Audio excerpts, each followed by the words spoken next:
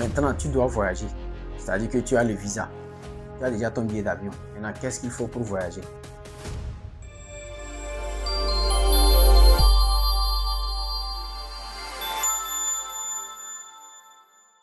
Selon ce qu'on a eu à expliquer dans la vidéo précédente, ça veut dire que actuellement vous avez déjà votre visa.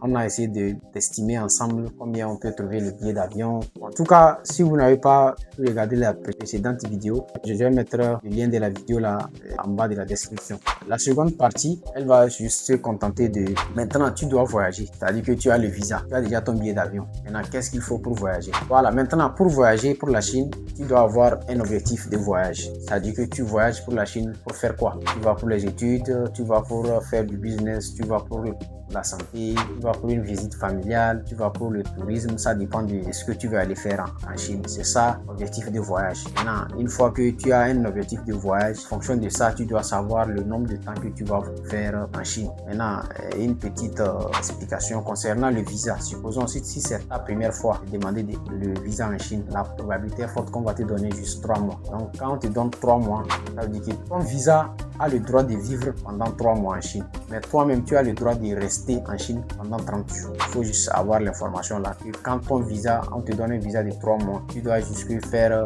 1 mois en Chine. Maintenant, après les 1 mois, tu peux aller à l'immigration, expliquer la raison pour laquelle, bon, supposons que si les 1 mois, ça ne te suffit pas, que tu veux encore rester en Chine, tu dois aller à l'immigration, expliquer, démontrer que vraiment c'est à cause de tel, parce que quand tu vas à l'immigration que tu veux encore rester, on va te demander pourquoi tu veux encore rester en Chine. Toi-même, tu donnes les arguments que tu as qui te poussent à rester encore. Mais en fonction de tes arguments, eux, ils vont juger bien s'ils vont t'accorder le visa, c'est-à-dire une extension en fait. Donc souvent, ça dépend de tes arguments. Ils peuvent te donner 1 semaine, 2 semaines, pourquoi pas 1 mois. Maintenant, après ça, il va falloir que tu reviens encore. Maintenant, quand tu reviens, tu cherches un autre visa pour retourner. Ça, c'est une parenthèse. Maintenant, quand tu as ton objectif de voyage, comme je le disais précédemment, ça veut dire que tu dois savoir la durée de séjour que tu vas faire en Chine. Donc, si tu as déjà les informations là, ça veut dire que c'est bon. Maintenant, qu'est-ce qu'il faut pour aller en Chine? C'est-à-dire avant de quitter même pour ne pas souffrir, parce que la Chine, c'est un monde fermé là-bas. Ce n'est pas comme ici, tu peux arriver à l'aéroport, déjà il y a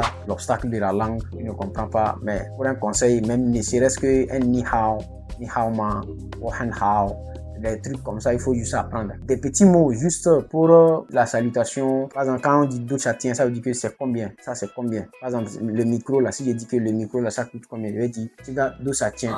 Donc, ça veut dire que j'ai demandé ça, c'est combien. Donc, il faut juste, avant d'aller, il faut juste avoir quelques notions. Sinon, ils vont te demander des questions quand tu viens d'où, tu vas devoir connaître ton pays en chinois. En tout cas, dans des prochaines vidéos, je vais vous donner des détails, au moins 10 phrases comme ça qu'il faut mémoriser avant de partir en Chine. Maintenant, si tu as déjà tout ça là, 4 applications sont obligatoires en Chine. Il y a 2 applications, ça c'est obligatoire pour toi de les avoir avant d'aller en Chine. Je parle de WeChat et de Alipay. Le WeChat, c'est le WhatsApp chinois. Maintenant, dans le WeChat là, il y a le moyen de paiement. Tu peux payer un fournisseur avec WeChat.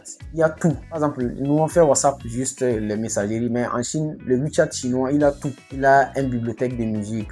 Tu peux faire un cadeau à quelqu'un dessus. En tout cas, tout ce que tu peux faire avec des applications, des logiciels différents, il y a ça sur WeChat. Et WeChat, ça constitue ton entreprise. C'est ton identité chinoise. Parce que là-bas, ce n'est pas comme en Afrique, si tu peux avoir WhatsApp ici, n'importe comment. Là-bas, avant d'ouvrir un compte WeChat, toutes tes données, même ton passeport, quelque chose de confidentiel. Après WeChat, il y a Alipay. Alipay, c'est le mobile money, c'est la banque mobile chinoise. Ça, la majeure partie des fournisseurs ont ça. La majeure partie des fournisseurs, c'est le moyen de paiement dans les magasins, au marché, dans les stands. Ils ont ça. C'est ça, ils utilisent pour les paiements. Après ça, il y a Didi, c'est le Uber chinois. Bon, ceux qui sont à Lomé, la manière dont on utilise Gozem, Yango, c'est un moyen de transport. Maintenant, en 4e position, il y a le VPN. Moi, je ne suis pas en train de sponsoriser un VPN, mais vous-même essayez de voir le VPN qui est adapté à votre téléphone et qui respecte les normes locales en Chine. On ne fait pas Instagram, WhatsApp et tout ça là en Chine. Donc, si toi tu veux utiliser ça, il va falloir que tu installes un VPN. Donc, c'est les 4 applications là, il faut parce que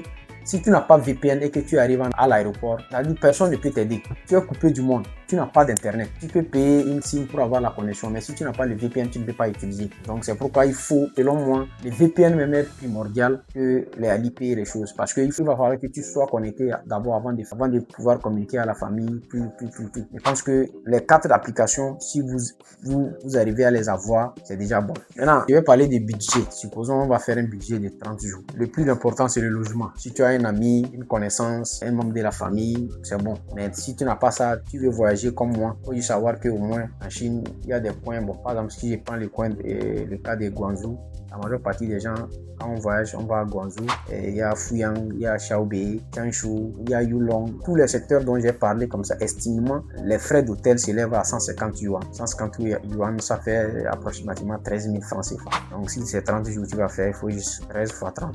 Mais il y a d'autres. Moi, je connais un hôtel, et là où moi-même je suis resté, je paye 2800 yuan par mois. Donc 2800 yuan, je pense que si je vais vous aider à calculer, le taux, ça dépend des pays. À Lomé, le taux c'est 85 francs. Donc tu fais 85 fois 2800. Donc ça fait 238 000 pour un mois. Donc tu payes ça et puis tu as la tête tranquille. Ça fait un mois. Maintenant, mis à part ça, tu dois prendre le manger, le déplacement. Le manger, je peux dire le manger, tu peux manger au moins 100 yuan par jour, 2500. Donc tu ajoutes à ça. Le déplacement, je peux dire 50 yuan par jour, c'est bon. Ça dépend de là où tu veux aller. Mais la majeure partie, au moins 50 à 100 yuan comme ça, une estimation. Maintenant, il y a aussi la connexion Internet. La connexion Internet, je pense que c'est 50 yuan par mois. Presque 4500 ou 4000 cher par mois. Donc, à peu près, c'est tout ce qu'il faut pour le moment. Si vous avez besoin d'aller en Chine, vous avez besoin de faire des affaires avec la Chine, vous avez une relation avec la Chine et que